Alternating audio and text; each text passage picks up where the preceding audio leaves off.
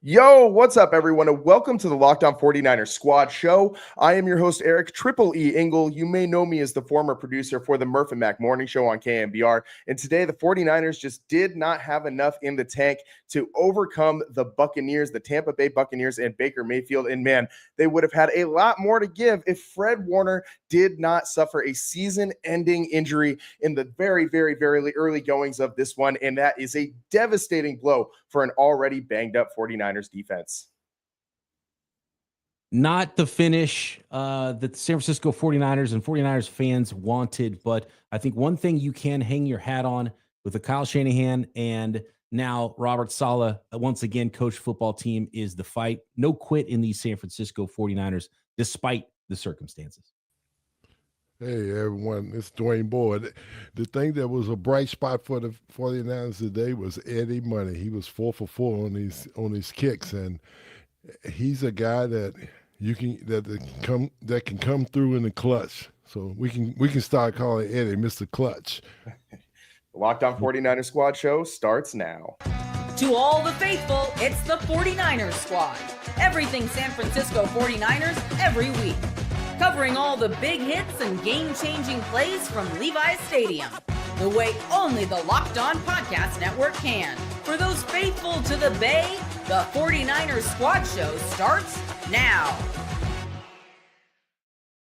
Hey, and welcome back, everybody. This is the Locked On 49ers Squad Show. Thanks so much to all our everydayers joining us on the Locked On 49ers YouTube channel or listening on the Locked On 49ers podcast feed. Make sure you're subscribed however you're getting the show. And today's show is sponsored by Mazda. Like our players, we sweat every detail because when you make every move count, pulling off the unexpected is only the beginning. Stay tuned for highlights later on in this week's Moving the Game Forward, Mazda Move and Be Moved. And in this one, the 49ers were sure getting moved around on defense a lot today, especially after Fred Warner exited this one.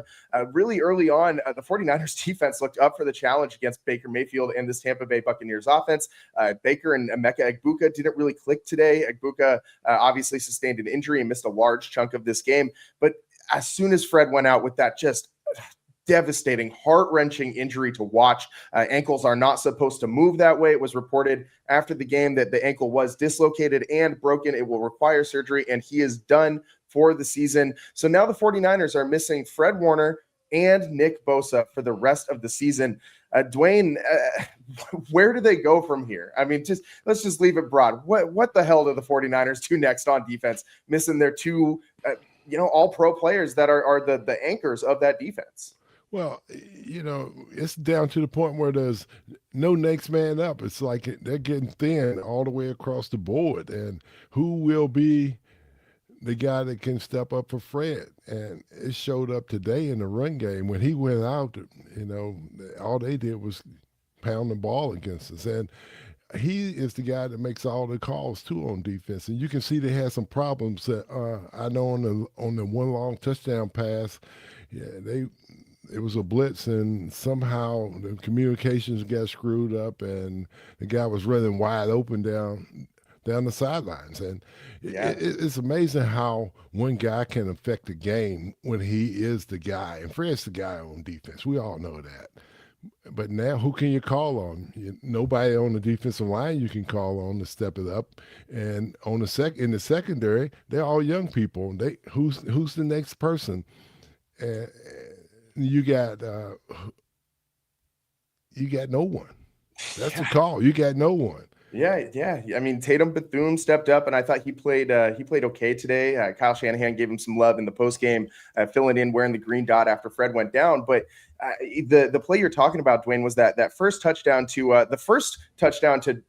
a wide receiver with the last name Johnson for the Buccaneers today, as both Johnson and Johnson, who were number 5 and number 6 on the depth chart for Tampa Bay, both catching touchdowns. But you're right, that first one, they brought the receiver across the formation in pre-snap motion, and you could see Bethune trying to communicate and point out who needed to pick up the receiver going across, but it didn't stick. Like the communication didn't work, and you saw Upton Stout come on the blitz, and I mean Baker was all over it. You cannot have a blown coverage like that against a guy like Baker Mayfield right now, who I think honestly, after a game like today, you're going to start hearing some pretty serious chatter about Baker Mayfield being an early season MVP candidate. Because I mean, Brian, I want to get your take on what was, in my opinion, the play of the game from today, which was that 3rd and 14 where Baker broke out of what seemed like a short 10-yard sack and somehow, someway breaks out to the outside, stiff arms the guy on his way to the first down,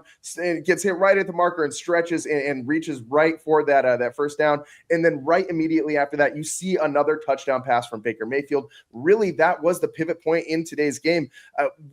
How did the 49ers let Baker do that to them? Or was that just Baker just putting on a show? Yeah, Baker Scatterbo out there on 3rd and 14, breaking 4 tackles. That's something that can happen. Poor tackling for the 49ers in this one. You can't blame it all on Fred Warner not being out there.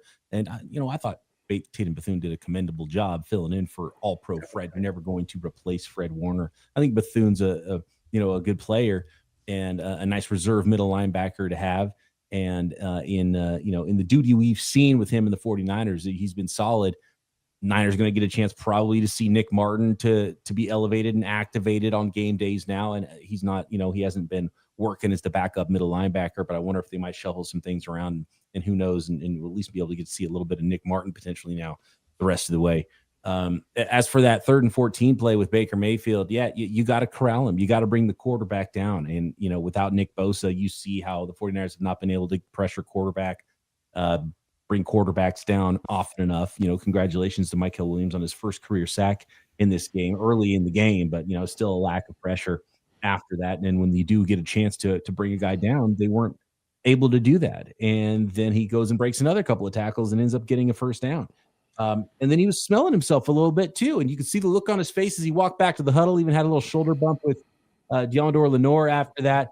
And then immediately the very next play throws the deep post touchdown to Tez Johnson. And after the game, I heard Baker Mayfield talking about that play, and it was supposed to be a deep crosser by Tez, but then, he saw it, Baker saw it, they saw it together where there was a space for him to go on that post and hit him between the corner and the safety there. And without Fred Warner, there's going to be probably a little bit, different communication at least. And you made a change at safety in this game, which was a little bit surprising, which probably adds to that communication factor in the back end. So you have no Fred Warner. You bring in Malik Mustafa, who gets added to the situation. Every single snap at safety this season prior to today's game was Jason Pinnock and Marcus Siegel, and Pinnock got benched. But what was weird is it wasn't Pinnock for Mustafa. It ended up being Jair Brown that got the start at safety with Siegel, and then Mustafa came in the game, and so Pinnock completely benched, and it was, when they go big nickel, they had those 3 safeties on the field with Brown, Siegel, and Mustafa in this game, and Mustafa worked in and played some deeper safety. And, altogether, I think it was a lack of cohesiveness on the back end to go with a lack of pressure on the front end. And against a quarterback that's as hot right now as Baker Mayfield, that was a recipe for disaster for the 49ers defense. Well, on the one sack that Baker Mayfield gave up, it was the only time I saw him run the stunt. They ran a TE stunt, and it opened up, and the rest of the game they went away from it. And it's one of those things where, hey, if you don't have dominant rushers who can be the guy one-on-one, you got to do something. You got to mix it up. You got to run stunts to get some pressure. If you sit back there on a guy like Baker Mayfield, like the 49ers did in this game, he's going to pick you apart. That's what he did. Yeah, and I would add there was a play earlier in the game where it was Big 99, CJ West, the rookie, got in and got a little pressure up the middle. And it just looks so easy for Baker Mayfield to say, well, there's one guy, he's got a little bit of pressure in the middle of the defense. I'm just going to sidestep it like it's nothing. Yeah. Throw the ball 20 yards downfield and make a completion. Even when he was getting pressured, didn't seem like it was a lot of hassle for Baker Mayfield today in the pocket or out of it. No, man, he was sitting back there ordering DoorDash on a rotary dial phone, Damn, he had all day long. A lot of people don't know what a rotary dial phone is. Man, dude, I remember I used to have to call you call the popcorn number to get to find out what time it is, right? Or was popcorn? No, popcorn. Popcorn's for the movie listings. There was the other number you would call to find out exactly what time it is, so you could, set your clocks and your watches in your house. Baker Mayfield could have set his watch while he was sitting in the pocket for sure. When he was dialing popcorn on a rotary dial phone. He's like, what movie you go see after the game? Yeah, he could have been sending carrier pigeons. He could have been doing, knitting a sweater, whatever the hell he wanted to do back there. The 49ers got one quarterback hit all day long, and it was on that one Michael Williams sack. And you compare that to what the Bucs did today, and they were just teeing off on Mac Jones. 10 quarterback hits for the Bucs. They had 6 sacks in this one. They had 10 sacks the entire 5 weeks prior to this game, and they had 6 in today's game. And I hate to call him out because I do think that he is a very good player, and I'm pretty sure he's still not 100%, still dealing with a lingering injury from the preseason. But my God, Dom Pooney was so bad today. I mean, he got absolutely just laid right flat on his back by Vita Vea on one of those sacks. Vita Vea, I think, got home a couple times today when Dom Pooney was the primary blocker on him. And then Pooney also on that fourth and less than a yard false start, and that was maybe the second biggest play of the game next to the Baker Mayfield scramble. I mean, that really just killed the 49ers scoring opportunity there, and it just completely sucked the life out of this team. And I mean, just watching Vita Vea go out there and just absolutely kick Dom Pooney's rear end up and down this field all day long, man. I mean, I feel bad for Pooney because I'm pretty sure he's not healthy, as I said. But man, this 49ers offensive line is in a bad way right now, and I really don't know what you got to do to fix this. I mean, even right down to the very last play, Dwayne, we were just talking about this before we started the show. Trent Williams getting just laid out by a secondary player after that interception, and Trent took exception to it, picks up the 15-yard penalty. But I mean, you're getting bullied. Trent Williams is out here getting bullied by Tampa Bay Buccaneers secondary. Like what is happening with this offensive line, and where do they go from here? Again, another abysmal rushing performance. It just seems like this offensive line just isn't going to go out there and beat anybody up, and they're getting their butts kicked a lot so far this year. So Brian, I mean, what do you do when your line just every single day that you go roll something out there and you try to come up with an offensive game plan to move the ball on the ground and protect the passer, and you just can't? What do the 49ers do on offense to kind of plug some of these holes at this point? There's nothing you can do because the 49ers didn't do anything to add a bunch of offensive linemen. They drafted a 7th rounder in Connor Colby, and he's already in there at left guard now for Ben Bartch. So maybe get Ben Bartch back healthy potentially next week or the week after, and that can help you out there because Connor Colby got beat pretty badly, at least on a couple occasions in this game. Yeah, so the offensive line is going to be the offensive line, and it's been the same exact recipe every single week. It's like it's not even like slightly different. It's 17 carries, 3.2 yards. Like, write it down. Yeah. I already know what the offense is going to be next week. It's going to be Christian McCaffrey. It's going to carry the ball 17 times, and it's going to be 3.3 yards per carry, 3.2 yards per carry. Maybe they may run for 3.4 yards per carry. Who knows? But it's just that's what it is. And then when you're getting sacked and going backwards, a couple of interceptions, you can't win a game like that against a hot quarterback like Baker Mayfield. And really, I think, and we talked about this pregame too, can Mac Jones go into Tampa and win a shootout against Baker Mayfield? We found the answer to that, and it was probably too much to ask considering these circumstances for Mac Jones. As hard as he played, as hard as the 49ers played, there was no quit in this team, but it was too much to ask for him on this day.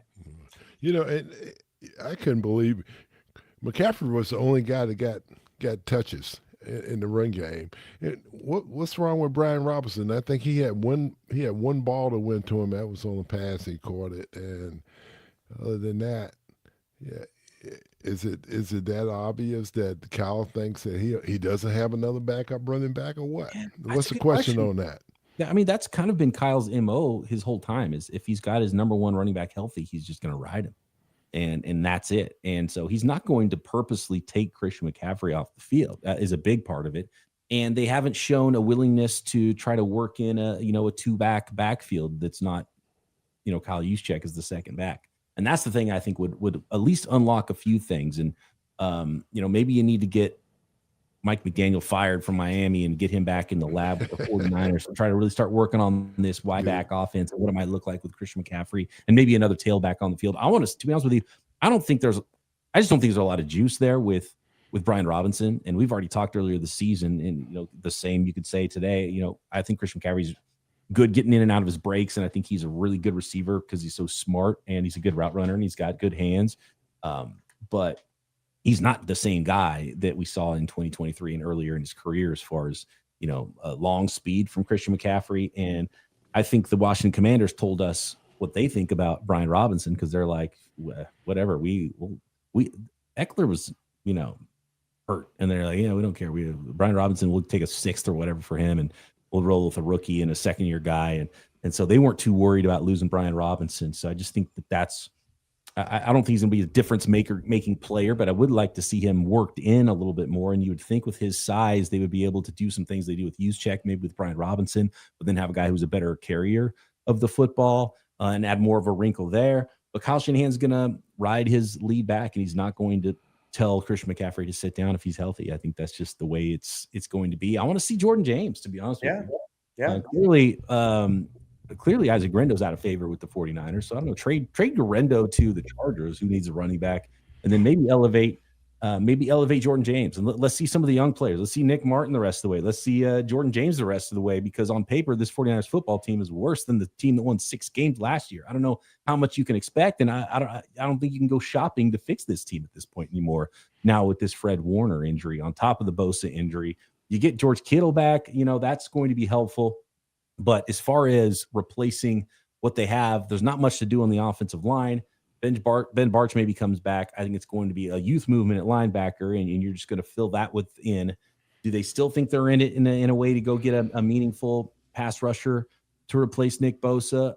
I don't know if it'd be worth I don't know if the juice would be worth the squeeze right now for the 49ers, unless it was just one of those minimal trades. It just doesn't end up costing a lot, and then you can see what you get there with the player and catch lightning on the bottle. It's still not the most difficult schedule the rest of the way, but it's pretty bleak when you start to look at where the 49ers are now on paper. And I don't see how you can see them going toe to toe with good football teams, especially if they do limp into the playoffs.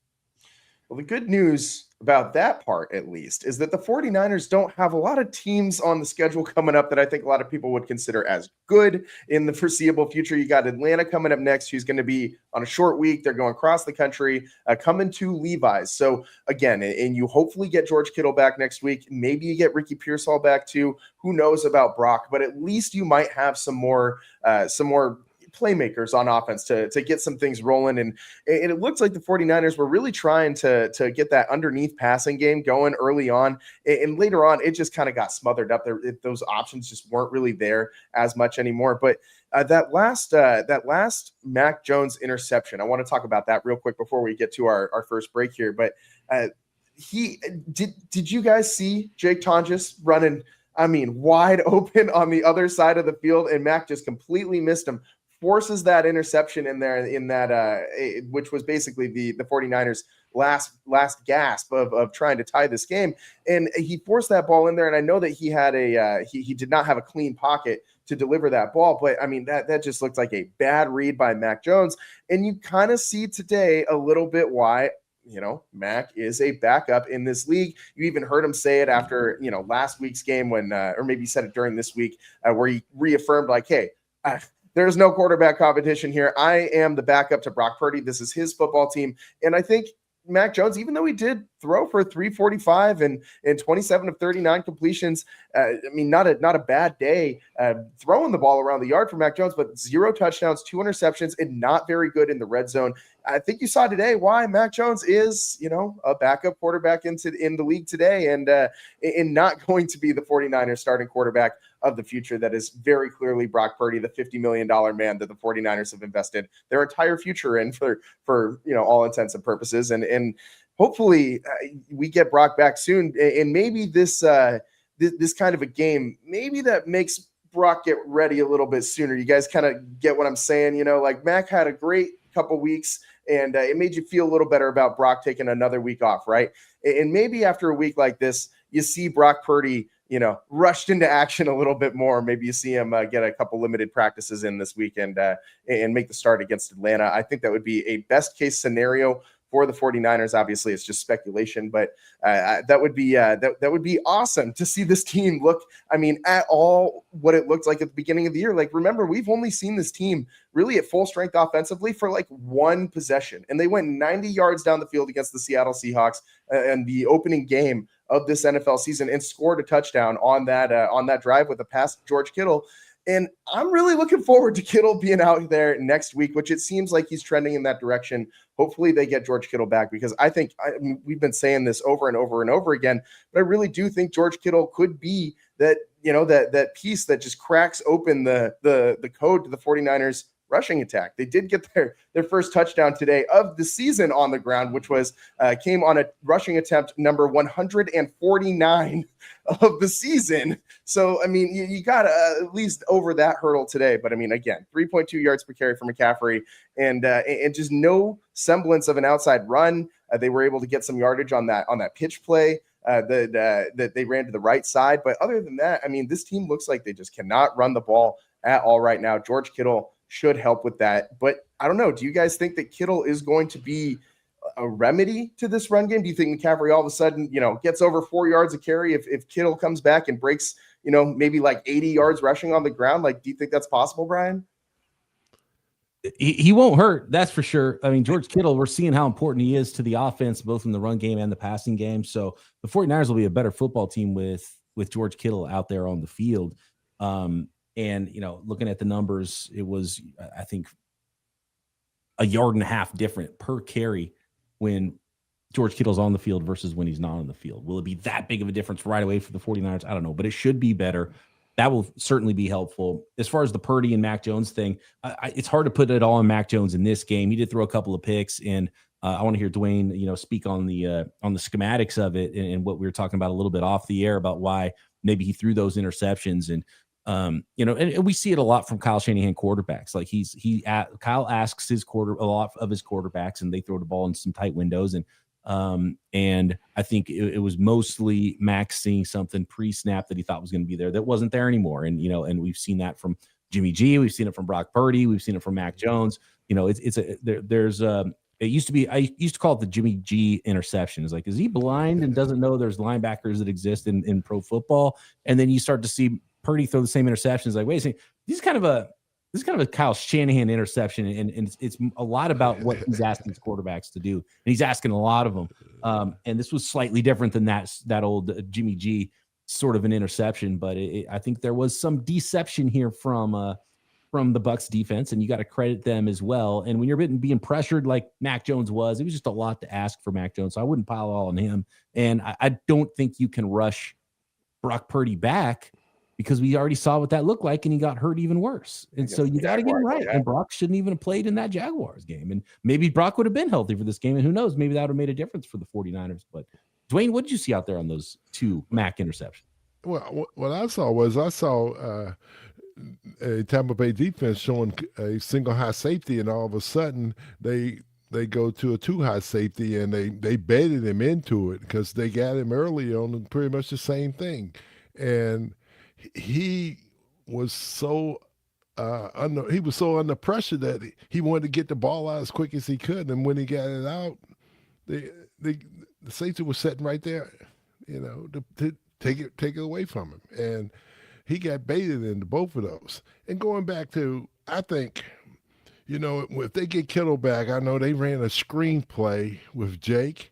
If that was Kittle who would have played that screen, he would have picked up easily 25, 30 yards on it, because it was only one guy over there to force the ball back inside, back into the help. Because, I think Kittle, he would have seen the field more when Jake tried to bring it back to the middle of the field. Why are you going to come back to the middle of the field when you got the sideline and one guy? Okay, I'm going to take the sideline and the one guy and beat him rather than cut back and get nailed by half the defense. And Kittle is going to take the pressure off some of those receivers too. Because when he's in the game changes a little bit. It's no linebacker that's going to be able to cover him. He can beat pretty much any linebacker that's left on the schedule that the 49ers have to play. And he's going to be a big part. Just hopefully he doesn't come back too soon too, and get injured again. I wonder if he can rush a. I wonder if he can rush a passer too. He probably can. He got the measurables, man. Height, weight, Yeah, he speed, does. tenacity. Yeah, he I does. mean, he it's got to be, you know, I got to imagine that he'd be at least just as serviceable as, you know, every other 49er defensive lineman who has yet to record a sack or a quarterback hit this year so far, because there aren't a lot of them, as we've talked about a few times.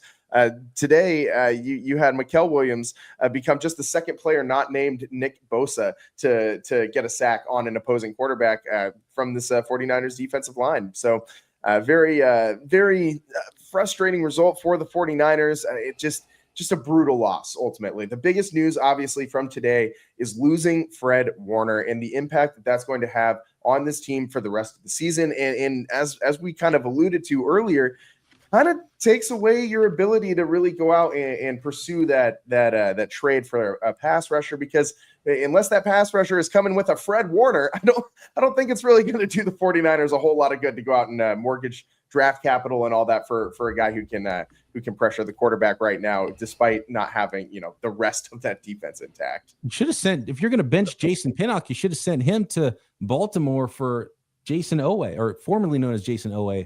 Odafe Owe, who got a sack already with the Chargers in like his second play of the game for the Chargers. That would have been a nice one for the 49ers. Yeah. And I mean, at this point, I mean, go get Valdez from the practice squad, bring him up, see what he can do. I mean, I don't know what else you do at this point besides just roll the dice on some of the young guys that you got in here. Nick Martin, obviously, he's going to get a ton of run for the rest of the season, but this is a guy that we were all kind of high on coming into this year, and we thought that this guy was drafted to be able to come in and potentially start alongside Fred Warner. So this guy, he's a guy that the 49ers believe in and obviously drafted because they believe that he can fill that role. So we'll get to see him have plenty of opportunity to fill that backup role. Hey, Nick Martin was a really good blitzer in college too. I think he had 5 sacks, which was as many as Mikael Williams did, just in a limited role as a blitzer in his sophomore year.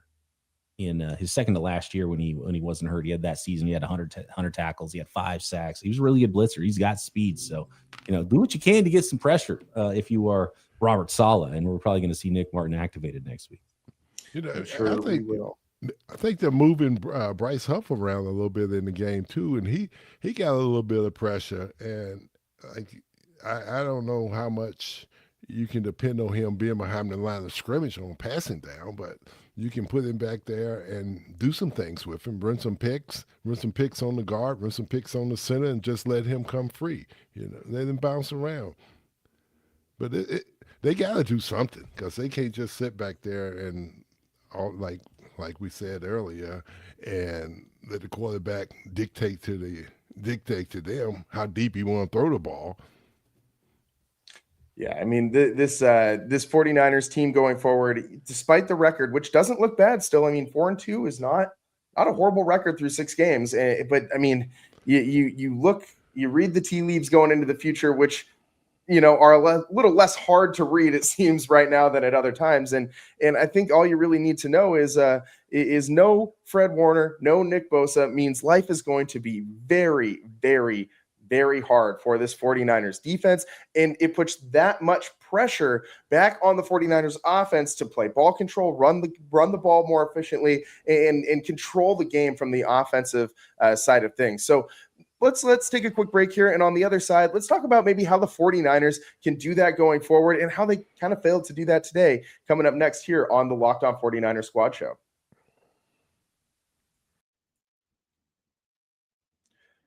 Today's show is brought to you by Mizzen and Main. You know the saying, look good, feel good? The problem is that most dress clothes only check one of those boxes. They look sharp, but feel stiff, hot, and high maintenance. That's why there's Mizzen and Main. Mizzen and Main makes classic menswear with performance fabrics. It's so effortless to look sharp and feel comfortable in these clothes. They actually invented the performance fabric dress shirt over 10 years ago, and they perfected it ever since. Their shirts are stretchy, moisture wicking, wrinkle resistant, and machine washable. No ironing, no dry cleaning. I mean, going to the dry cleaners, there any bigger waste of time, man. It just sucks up just the worst hours in the world. This is just helping you skip all that step. all those steps and still looking great. It's the feel of athletic wear, but the look of professional wear. Right now, Mizzen and Main is offering our listeners 20% off your first purchase at mizzenandmain.com with promo code LOCKEDONNFL20. That's Mizzen, spelled Mizzen, and Main, MAIN.com. Promo code LOCKEDONNFL20 for 20% off. And if you'd rather shop in person, you can find Mizzen and Main stores in select states. And today's show is also brought to you by Supply House. When the opening whistle blows on a new repair, get your crew moving forward with Supply House. Order today and see parts on your doorstep tomorrow. Over 280,000 plumbing, HVAC, and electrical items from most trusted brands in the business. Their real-time inventory and honest lead times keep you from punting projects, while their industry-leading customer service always has your blind side covered. And I love that their Trademaster program, which is free, by the way, gives you all sorts of perks like priority shipping, dedicated customer support, so you never have to deal with an AI phone system or anything like that. Makes the whole process so much more personal and so much smoother. Join the free Trademaster program today and score serious perks like priority shipping, lower prices, and a dedicated support line. Visit supplyhouse.com to sign up for free and use promo code SHNFL5 for 5% off your first order. That's supplyhouse.com. Real people, real service. Welcome back to the Locked On 49ers Squad Show. I'm your host, Eric Triple E Engel, joined by host of the Locked On 49ers podcast, Brian Peacock, and four-time Super Bowl champion, Dwayne Board. And today, man, Dwayne, the 49ers could use you right now. Like the way that this defense is so banged up, lacking a pass rusher, lacking push up the middle, man. I mean, I'm watching the Tampa Bay Bucs just manhandle this 49ers offensive line and wondering when the 49ers can get back to doing that on defense. But obviously, without Nick Bosa and Fred Warner, it might be a minute before we see that from this 49ers defense again. But the way to kind of counteract that and counterbalance the defense having some problems is to have a potent offense that can manage the clock, keep away from the other team's offense, run the ball, keep possession, and let that clock wind. And today, the 49ers were unable to do that. Surprise, surprise, yet again, because they could not run the ball at all. I mean, it's the same thing, Brian. You were saying pencil McCaffrey in 3.3 yards, 3.2 yards per carry, 17 touches, and he's going to have somewhere between 50 and 60 rushing yards, and that's just how it's going to go. So how do the 49ers they're going to have to flip this script if they're going to keep winning football games or find a way to start winning football games after losing today. It's all about the run game in my mind. Are you thinking the same thing? And how do they actually get this thing moving going forward? Yeah, I think expecting what we've seen is probably what we should continue to expect. So I don't really know what you can do to change it unless you start moving around some personnel. And so, take half of Christian McCaffrey's carries. That look, it's unsustainable that he's touched the ball as much as any running back in the history of the 49ers through 6 weeks now. It's unsustainable for him, and it's not really helping the football team at this point. So give a different look, use him more as a decoy because teams still really pay a lot of attention to Christian McCaffrey.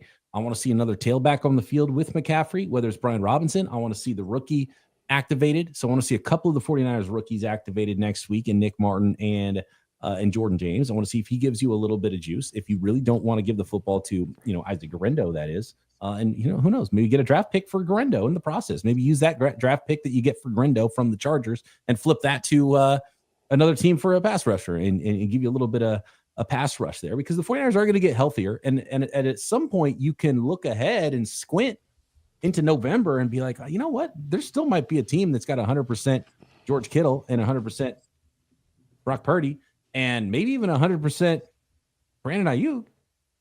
That team could be pretty good. And I'm probably a little higher on Tatum Bethune and what the 49ers linebacker group could be without Fred Warner, even though it's a huge loss. You can still win some football games and have some fun this year, even, kind of playing with house money even. But the definition of insanity is doing the same thing over and over again and expecting different results, right? So do something else, because whatever has happened with the first 6 weeks of the season with the straight up run game not working. So change it. Yeah, and I keep seeing the 49ers do the same thing where they're trying that A gap a whole lot. And they don't have a whole lot of blocking to run through that A gap. And especially today, man, why are you running right at just a dump truck in the middle of defense, Vita Vea? Why? I mean, part of me, I kind of brought this up last week, and I was just kind of, speculating that maybe this was a thing. But after watching today's game, where you clearly, obviously do not want to run up the middle against this defense, you got to be insane to try and have that be your plan of attack in the run game. And today, they didn't even try the outside run. Like, other than that one pitch play that they ran on the right side, I mean, I really don't think that Mac Jones or Brock Purdy have really been healthy enough this year to be mobile enough to get to the outside and actually hand the ball off on those outside run plays. And I think that's impacting a lot for this team. So it just seems like that outside run scheme is just not there. It takes obviously a little bit longer to develop too. So you don't have really the blocking to run for that. It just looks like the whole system, the whole operation is just not really going the way it's supposed to go. It just seems like it's got a cog missing or something out of gear. And I don't know, man, Dwayne, what do the 49ers need to do to be able to start running that ball on the outside again? And I know George Kittle is going to be helpful, but that's not the end all be all fix to this problem, right? Well, I think when George Kittle get back, they can go to more two tight ends in the game and run the ball. And then if you want, you can get heavy. You can go with two tight ends and put 44 back in the backfield and run the ball. And that's going to give the offensive lineman a little more help at blocking. And when you get in that situation, you can move Kittle around, and because teams are going to match up. When they see him with two tight ends in the game, then they're going to pull a nickel back out. Okay, so now you're going to have a linebacker matched up on somebody, or you can get into a pair formation and run to the pair a lot, or you can run wham plays where you put the tight end in motion. And George Kittle loves that. When you bring him in motion, then he gets to just smash somebody when they're not looking, And it's a lot of things that you can do, but right now they're not creative in that run game. They're just trying to go straight all the time. We're gonna run the A gap. Oh, all right. And the A gap's not there. Okay, we're going to run the B gap. The B gap's not there. So what you do is you want to run the B gap, you're going to have to trap it. You're going to have to pull somebody and trap it, or you're going to have to bring a tight end in motion and wham that three technique and run the ball up inside. And if they don't get more creative, it's going to be the same old thing, Brian. It's going to be what? 2.5 yards and a cloud of dust in the backfield. 3.2 yards. All right, Dwayne, come on. Oh, okay. Exactly. All right. 17 3.2 in a crowd. Yeah. You got to get creative. Got to be creative. And look, and if you go to the advanced numbers too, they tell you the same story. When you hand the ball to Christian McCaffrey this year, and like this, you can't think this isn't 2023, right? The 49ers don't have the horses up front. Christian McCaffrey's probably not the same guy. You don't have the other players to throw to that would scare any defenses. And by the way, play action still works even when you're not running the football well. And the data tells us that. And I saw that in this game. You go play action to Christian McCaffrey, and half the defense takes 2 steps up, and it opens up a little bit of a window for you too. So you don't have to run the ball well for some other things to work. And it just with Christian McCaffrey on the field, I think it does. You can get it. You can create an advantage for yourself, and you don't even have to hand the ball to him. And so that's the way I look at this with the running game, the passing game. And it's been a net negative to hand the ball off to Christian McCaffrey for the 49ers offense. They're negative EPA per play when they hand the ball to Christian McCaffrey. They're positive, just as much positive as they are negative when they throw the ball to Christian McCaffrey. So that tells me the entire story. And so you're basically just asking one of your best players to ram his head into a wall and be less likely to be healthy later in the season if you do limp into the playoffs, because you're overusing them now and it's not even helping you win football games. Yeah. Like I said, they need to be more creative to help themselves win more football games. When I remember playing against Belichick, when Belichick would put the tight end out, bring him from outside inside, and wham my tackles, and our tackles couldn't. guess what they're gonna do? They're gonna have the head on a swivel. They're gonna be scared to come off the line because they don't know where the blocking is. The blocker is gonna come hit them upside the head, and that's what they gotta do when they don't have the guys that can knock somebody back. We talked about it last week. You know, they don't have the big Kevin Gogan or Ray Brown or Mike Iupati back there. No, they don't have that. Or enough hot sauce on the sideline to put in people's eyeballs. I know it. They don't have that, you know. To poke them in the eyes so they can't see. Oh man, we should have sent a bottle of hot sauce with Crocky out there to Tampa. Yeah. Maybe you could have smuggled it into the stadium. Or some cayenne pepper or something, you know. Yeah. To slow down Big Villa. And it's easy to remember like that these guys aren't robots out there. They're human beings. And I think that's a great illustration, Dwayne, of, you know, you do things differently. And at a certain point, a guy doesn't want to be hit upside the head anymore. Right. I think that's one of the things that happens to Mac Jones. You're back there and you're like, I got to get the ball in my hands. I think this is what I'm going to see based on my pre-snap read. It changed. And I just threw the ball to the other football team. And right. So there's a mental game that goes on too. And it's just a lot easier to talk about, you know, the physical attributes of people. There's a mental game that goes on out there on the football field as well. Dominic Pooney with the 4th and 1. He's clearly trying to get a quick advantage on Vita Vea because he doesn't want to get laid flat on his back by that dude, right? For the third time in the game. He didn't want to get knocked back. They're human beings. It's easy to forget. And so one thing the 49ers probably lost in this game, and in fact, you hear Trent Williams after the game speaking with reporters, and he's like, yes, sometimes it's just hard to get back up when something like that happens to Fred Warner, your guy, you're the leader of your football team. And it's like, man, it might make it, sometimes it makes it a little bit harder to get back up. And so I think the Niners might have lost the mental side of things against the Tampa Bay Buccaneers in this game. Well, Trent Williams, the bad guy, why can't he be the guy to get him back up? You know, instead of letting some of the DB slam him on the ground. Like it's too late. The DB needed to do that to him in the first quarter instead of after the game was already just thrown away on the basically game sealing interception. You know, and I think there's something to the way that the Bucs play with that kind of style, right? Like they went out there ready to just beat up the 49ers today. And the 49ers did not look ready for a fight. Like they just didn't look like they were ready to go out there and go to war the same way the Tampa Bay Bucs did. And honestly, it usually doesn't come from the quarterback position, but for the Bucs, man, I think that comes from their quarterback, Baker Mayfield. Like, yeah, you got Levante David back there, who's been the stalwart center of that defense for a long time. You got big old Vita Vea down in the trenches, but man, Baker, when he's, like you said earlier, when he ripped off that 15-yard run on 3rd and 14, he's stiff-arming guys, breaking through tackles, shoulder checking guys on the way back to the huddle, and he's talking. And when you see your quarterback out there, Dwayne, maybe you can speak to this, but if you're a defensive player and you're watching your quarterback go out there looking for the smoke, like ready to go, putting his shoulder down, trying to run guys over, and it's a little like Baker Mayfield is not a physically opposing force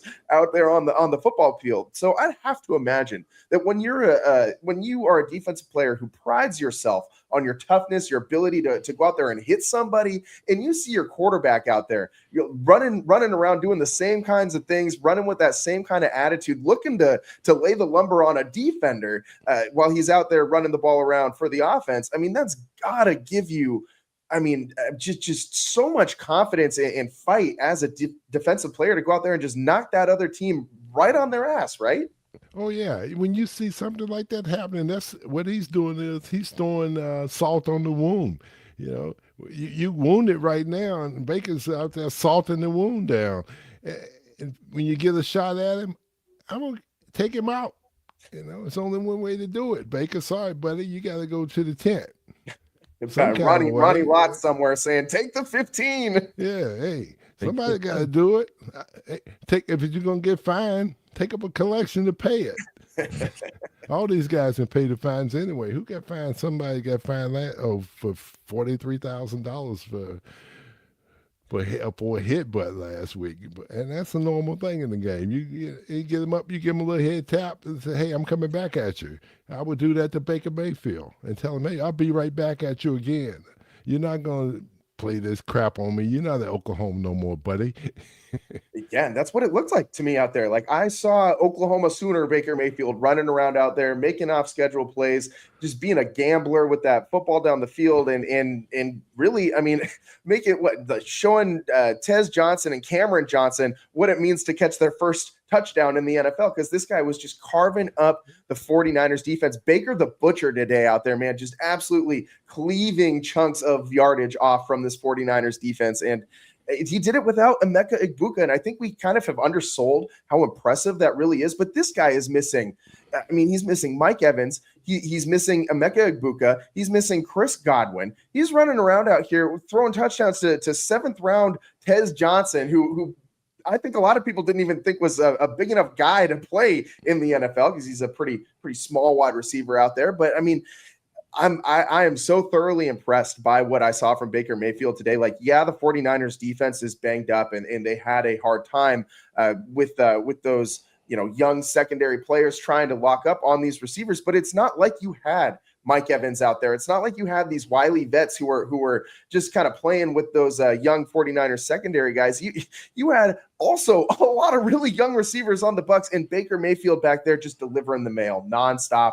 And the 49ers couldn't do anything to stop it, man. Like, I am thoroughly impressed by what I've seen from Baker. And I know this is a 49ers show, but I don't, I wouldn't consider myself a Baker Mayfield fan or a Baker Mayfield head, but I do kind of like watching the career arc of a guy who like had the expectations, kind of got down on himself after, he got, just jettisoned from the Panthers of all teams. And he comes back, and now this guy is leading the Bucs to what I think is a very, contender type season for the Tampa Bay Buccaneers at 5-1. And honestly, if the 49ers are able to kind of, weather the storm as they've been doing, I wouldn't be too surprised to see the Tampa Bay Buccaneers and San Francisco 49ers playing another game, maybe sometime in January later on this season. Brian, are you getting the same vibes? Yeah, and by the way, speaking of Baker Mayfield, in his rock bottom with the Carolina Panthers, most quarterbacks don't even come back from getting drafted by the Cleveland Browns at all. So good on him for even making that work. And you know who hated watching this game more than anybody else was Nick Bosa at home. Yeah, and his nemesis. And really, he had owned him in the NFL. That was the first time in 5 tries that Baker Mayfield had beaten the San Francisco 49ers. So Nick Bosa wasn't out there to be able to go harass Baker Mayfield and watching Baker Mayfield go do his thing and break tackles. So it was probably really tough for 97 to sit at home and with his torn ACL and watch that one go down. But Baker Mayfield right now for MVP. You laid it out there well with the way he's played and his ability to make plays without his top 3 guys and his top running back too. So really, Bucky Irving can have played today too. We didn't even mention that. On the scramble, Gibson went over. He missed him. He had him, and you think, hey, Nick Bosa wouldn't have missed that sack. No, he went flying over the top of him. It was like it's Sandlot. You got to put your body on him. Well, at least he got to Baker Mayfield.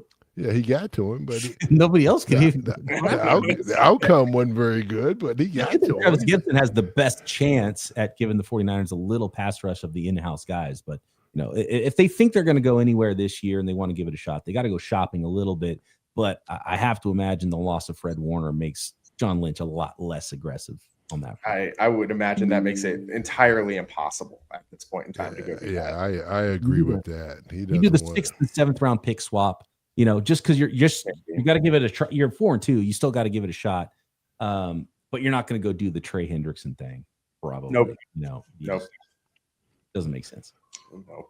And if you go out and get a good pass rusher, you got to give up at least a first round and plus a 2 along with that. If you're going to get a top guy.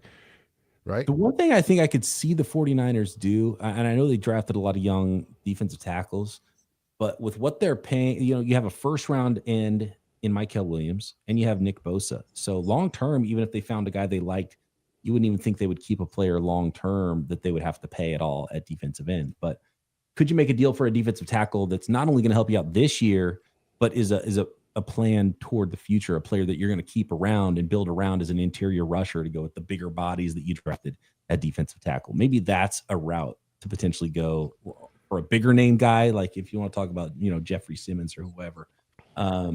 But I think it's still all very unlikely right now.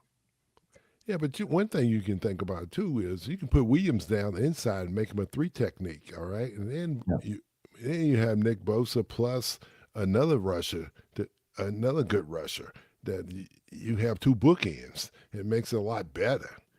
You're talking about not only like on passing downs, but maybe in like Michael full-time 3 tech. Yeah, like full-time in. You got 2 full-time ends now instead of bringing in a little guy who's getting mauled like he's getting stuck on the ceiling like somebody just threw a spitball at him.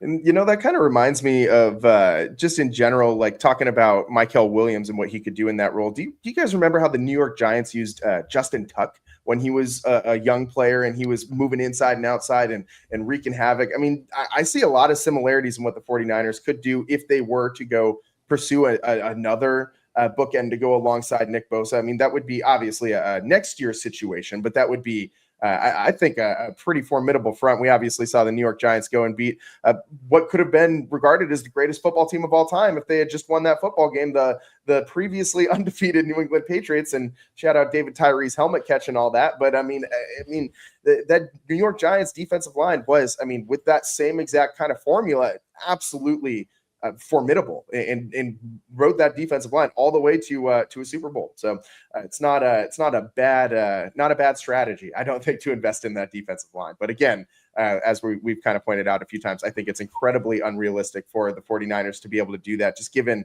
the situation of everything, the Fred Warner injury, the hesitation I think that the 49ers will have to spend a lot of that draft capital, given how many needs this team has in other areas as well. It just doesn't seem like it's the right formula for the 49ers to go out and get somebody like they once went out and got Chase Young not too long ago. It was a completely different situation at that point in time. So I don't expect the 49ers to go out and do that. We got to take a quick break here. We'll on the other side, we got to get into some other news and notes from today's game. We got to talk a little bit more about, I think, the replacement of Fred Warner and what that might look like going forward, because that's the biggest news from today for sure, is Fred Warner missing time going forward, out for the season with that dislocated and broken ankle. He played through a broken ankle last year all season long, but this one was a different beast, man. Just absolute. If you did not see the injury, do not go back and rewatch that. That was absolutely brutal to watch. So thoughts and vibes out to Fred Warner. Get well soon, and hopefully this 49ers defense can rally for a win next week against the Atlanta Falcons when they come home to Levi's Stadium. But on the other side, quickly, we got to get into what the 49ers can maybe do to replace Fred Warner in that game against the Atlanta Falcons. That's what's coming up next here on the Locked On 49ers Squad Show.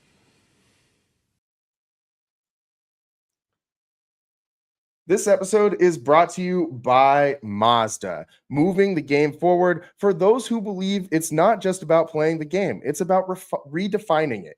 There are moments that do more than put points on the board. They move crowds, move culture, and keep moving the game forward.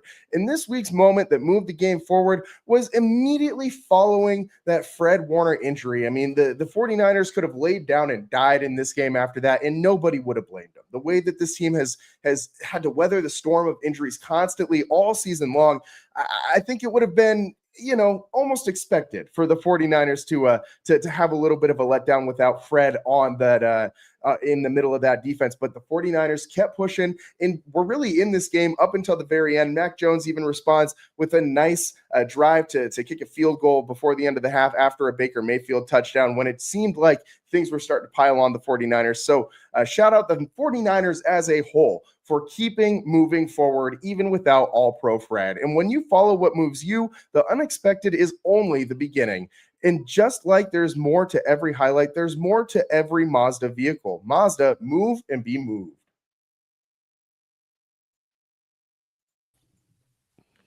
Welcome back to the Locked On 49ers Squad Show. I'm your host, Eric Triple E Engel, joined by Brian Peacock, host of the Locked On 49ers podcast, and Dwayne Board, 4-time Super Bowl champion with your San Francisco 49ers. And simply put, guys, what the hell are the 49ers going to do to replace all-pro Fred in the middle of this defense? Main question, I think, is I think a big one that needs to be answered is who's going to wear that green dot? And is there a chance, Dwayne, that you think maybe D. Winters gets the assignment for the green dot, or is that going to be too much movement, having him take on other responsibilities that he hasn't been in charge of this year so far? Just keep him in his role and maybe move Nick Martin or Tatum Bethune. What do you think is the 49ers' best course of action at a linebacker next week against the Falcons? Tatum Bethune is the guy, because it'll be too hard for Winters to move into that middle linebacker position. You need a bigger person down in there. He's a guy that where he is where he should play, because he does a good job of handling receivers and getting his hands on them, and you can split him out and move him around, but he doesn't have the girth to be inside like Fred has, and that's not a good move. Yeah. He's still learning. He's still he's really an apprentice right now. He hasn't mastered the skill of being able to play every position on the back down the linebacker lineup. I think they're going to have to bring another guy in to bring some depth in. I know Brian probably knows better than anyone about that depth at linebacker. Yeah, I don't know. I think the first move you make is just you activate Nick Martin, because he's been inactive every week so far of his NFL career. But to my knowledge, neither D. Winters nor Nick Martin took any reps at middle linebacker in camp and in preseason. So, because they were battling it at weak side linebacker. So I don't know if there's anybody else on the roster that's even had a practice green dot on their helmet, since the spring. So you might have to bring somebody else in that knows the calls, that knows Saleh's defense. I don't know if that person exists as a street free agent, if there's been anybody else, or if you just have to, because Tatum Bethune and he's the guy. He's going, and he's a little bit more of a thumper, and he's going to be that middle linebacker for the 49ers. He's going to have the green dot on his helmet. And I don't know if you have to have somebody, because now, he's one play away from needing someone to replace him. So somebody has to be on the roster that would get the green dot in the case of Bethune getting hurt. So is that Winters in an emergency? Does Nick Martin just take a crash course in this thing? I feel like that'd be pretty tough for a rookie to do. I don't know, but someone's gonna have to communicate the calls. Right now it's Tatum Bethune, and I don't see that changing. But you have to have another guy that can do that. So maybe that's why the 49ers would go outside of the organization. I just don't know who would be available that would help anybody more than what you already have on the roster. You got a third-round guy that you like that's got tons of athletic ability. If anything further were to go on, I think you just have to roll with someone who's already been there, knows the defense, and hope that they can communicate well enough with the green dot. And that would probably be D. Winters or Nick Martin, as undersized as they might be. Or what about Luke? Can you think Luke can be the guy? Luke Gifford, maybe he's someone that could do the green dot thing, but he's really the only guy that's played the strong side spot either. So, would it be easier for D. Winters or Nick Martin to play strong side backer or middle linebacker? I guess strong side would be easier because you're on the field less. But neither one of them practiced there all spring. So at some point you got to cross train somebody. So we'll probably find out in the next week who's got that assignment as someone who's going to at least moonlight with the green dot on their helmet in practice. If that's going to be D. Winters or Nick Martin or Luke Gifford, or if they bring somebody from the outside. And they do have linebacker Jalen Graham as well on the practice squad, so maybe he gets elevated as well. But I think it's got to be Nick Martin, who would probably be the backup to Bethune. I mean, I don't think you go and spend, as you said, a third-round pick on a guy that you don't trust to go out there in this type of situation. I mean, if you're going down to your third middle linebacker, I mean, I think that if your third-round draft pick can't step into that role, then why'd you draft that guy in the first place? So Nick Martin, we will, I think, see some action from him. He did run a 4.53 40-yard dash. He's got the 38-inch vertical jump, 10-foot 3-inch broad jump, like 26 reps on the bench press at the combine. Like, this guy is a athletic specimen for sure, and he can get the job done athletically at the position. But It's all about the cerebral stuff. And I think that was the biggest thing that you saw without Fred Warner out there today. You saw the assignments not getting passed off. You saw kind of the tendencies that Fred probably would have picked up on from this Bucs offense in certain situations, like down and distance, what they like to do. Fred might have pointed out some things to some people on the in the back end in the secondary as well. And you're just not going to get that with Tatum Bethune or Nick Martin or any of these other guys that we're talking about. And ultimately, you don't really replace Fred Warner. That's just kind of how it goes. Yeah, you don't replace Fred Warner. I forgot about Jalen Graham hanging out on the practice squad too. I think he actually has in his career at least taken some reps at Mike. So I wonder if it's possible that, and I think he would be activated to take the roster spot, right? But I wonder if he would be active even over Nick Martin on game day if he's the guy that would be the backup to Bethune at Mike rather than Nick Martin. So can Nick Martin stay inactive and get leapfrogged by Jalen Graham potentially? Because you got to have somebody who's the backup green dot guy. And Graham did play in 8 games last year in 2024 for the San Francisco 49ers. Did not get a ton of action. He only had 4 tackles in those 8 games. So we will see relatively either way. It's going to be, even Bethune, he does not have a lot of experience in this role with the 49ers. Got some at the end of last season, but all of these guys are relatively to some degree unknowns, right? And so that's what you're going to kind of have to just roll the dice with without Fred Warner. Let's take our last quick break here. On the other side, put a bow on this one, wrap up this show, and send you guys on your way to enjoy the rest of your weekend, maybe some Sunday night football, whatever you're getting into. But got to finish up this one. 49ers fall to the Tampa Bay Buccaneers 30-19 out there at Raymond James Stadium and lose Fred Warner for the season in the process. We'll be right back here on the Locked On 49ers Squad Show.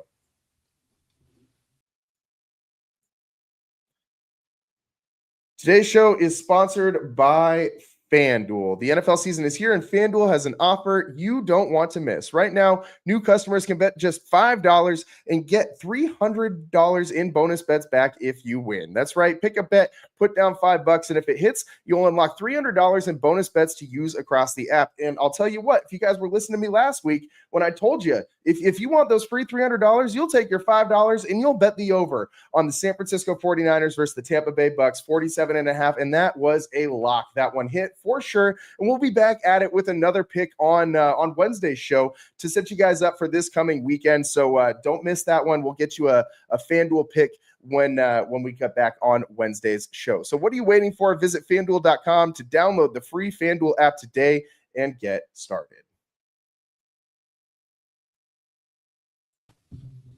Welcome back to the Locked On 49ers Squad Show. I'm your host, Eric Triple E Engel, joined by Brian Peacock, host of the Locked On 49ers podcast, and Dwayne Board, 4-time Super Bowl champion. And Dwayne, any chance that you might go suit up for the 49ers next week and maybe give this pass rush a little juice, man? Like I gotta imagine you got at least one more sack left in you. Well, if I'm rushing Mac Jones, I can get him on the ground. Because on one of those scrambles, with the one over by the sidelines, he didn't know what to do. It was like, what am I going to do? Am I going to stay in bounds? I'm going to get out of bounds. And he just put the brakes on and stopped. Yeah, I heard Tony Romo on that play saying, he looks like me or Jim Nantz trying to run around out there. And let me tell you, I've met Jim Nantz a couple of times. He is not a nimble man. And maybe Tony Romo once had a little bit of nimbleness to him when he was like first breaking onto the scene with the Cowboys. Like I remember him dropping that extra point opportunity in Seattle and him picking up the ball. And when he tried to run for the end zone and so tragically fell short and the Dallas Cowboys had to lose that playoff game, he did look a little nimble on his way to being about 2 yards shy of that end zone. So for what it's worth, Mac Jones, not the most nimble guy on his feet right now. But Dwayne, man, in all seriousness, like I don't know what this 49ers defense is going to do next week, other than the fact that you're just kind of banking on that maybe the Atlanta Falcons continue to play like the Atlanta Falcons that we've seen this year. And maybe that is enough for the 49ers to win. And maybe that's going to be enough for the next couple weeks for the 49ers to win, because you got a lot of opponents that I think even an injured 49ers team can maybe go toe-to-toe with. Well, one thing that's going to work in our favor, the Falcons going to have a short week, right? And they have to travel. Maybe that's into the 49er favor that the short week is going to help, and hopefully we can get healthier and bring back some more guys that can really put us in a spot to make it a shootout. Yeah. And we are getting into the time of the season where, maybe you start thinking about a Brandon Ayuk return, as Brian kind of alluded to earlier in the show. Maybe you get Ricky Pearsall back. Maybe you get George Kittle back. Maybe Brock's healthy enough for next week. Who knows? But one thing's for certain. It sure can't get much worse with the 49ers injuries right now. It sure can't get a whole lot worse, other than maybe going down the route of what we saw against the Eagles in that NFC Championship game, where you just all of a sudden don't have a usable quarterback. I think that's the only possible worst injury situation where the 49ers find themselves right now. So how are you guys feeling about going into next week, Brian? Not great about where the 49ers are right now. Like I said, I think earlier in this episode, the 49ers on paper are worse than the 6-win team last year. And so expectations should probably not be high. I think it's probably opponent dependent. And then you have to start feeling like you're getting some guys healthy. But, and look, Mac Jones wasn't fully healthy in this game either. And he was, borderline not going to play at all. And if the 49ers really thought that they had a capable number 3 quarterback, I think potentially against the Jaguars, and I think potentially in this game, the number 3 quarterback might have been playing, but I just don't think the 49ers, know enough or expect enough out of Adrian Martinez, and they'd rather put an injured quarterback out there that they know that what they're going to get from. And so, yeah, it's a tough situation for the 49ers. It's just one of those seasons. And I know I saw some folks on Twitter talking about, this is a Madden style season where you're building your franchise and you say, you know what, let's put all the rookies in, let's sim the season. And we'll go through the draft and we'll come back again next year. And at 4-2, you can't quite do that if you're the 49ers. So they're going to keep battling this one out and play out the string. But, on paper, it's a lot to overcome for the 49ers. And I was skeptical they were going to be able to overcome the Bosa injury. They were able to get a win there that Thursday nighter. And then you add Fred Warner on top of it. I mean, it's a lot to ask, man. It just is. That's the reality of the situation. Yeah, and I feel like when that Fred Warner injury happened, you just kind of felt like a disturbance in the force. You know what I mean? Like just a collective, just sigh of exasperation from every single member of the faithful. I mean, I don't know that there's another injury that, maybe if you went into the season and you said the 49ers, if these 5 guys can stay healthy, give me those 5 players that you think would be important for the 49ers to keep healthy for the season to be successful. Pretty much all 5 of those guys have been hurt this year for extended periods of time, and 2 of them are now not coming back for the rest of the season. So you really can't get much worse. Croc and I did that podcast. We ranked the most important San Francisco 49ers. The top 3 guys were Warner, Bosa, and Kittle. There you go. There you go. Who were 4 and 5? Who were 4 and 5? It might have been McCaffrey and Purdy. And probably, I'm assuming Brock was probably one of those last 2 guys. So, even if he wasn't number 4, you got 4 of your top 5 guys missing. And obviously McCaffrey is going to be ahead of Brandon Ayuk, but if you stretch it to 6, maybe you're throwing in a Brandon Ayuk or Ricky Pearsall, and obviously both of those guys have missed time too. So just the amount of injuries that this team has had is so overwhelming, and just the fact that they're able to even remain close in some of these games despite all these injuries, I think is somewhat commendable. Obviously, you aren't looking for moral victories in the NFL. That's not what football's about, but I think it does kind of give you something to build on going forward, that you can maybe sustain some confidence in this core group that you still have that's healthy, and think that maybe if you hang on and you get some of those guys back, you can start winning some games. Oh yeah, most definitely. And they should be able to win. They should be able to go 10-7 if they get those guys back. Right. Yeah. And you saw what they were able to do on that Thursday night. And they were competitive in this game too. It was just a little bit too much. But they should be competitive in a lot of games. They're a well-coached team, offensively, defensively. I think they'll still be able to stop the run. Like the big deficiency you have in communication is huge with Fred Warner, and just, how the players feel about him being the leader of the football team, maybe the leader of the entire football team in Fred Warner.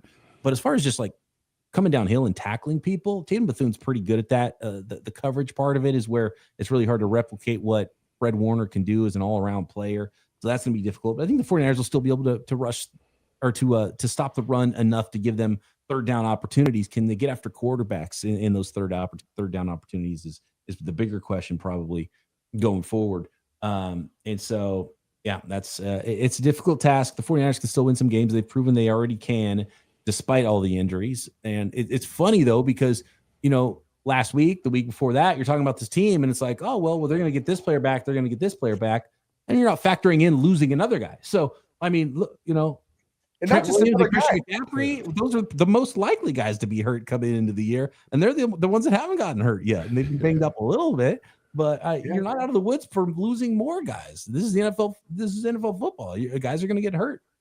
Yeah, and it's not just a guy that got hurt. It's Fred Blanket Warner. You know what I mean? Like this is probably the best football player on this team when you consider the leadership, the versatility, everything this guy does.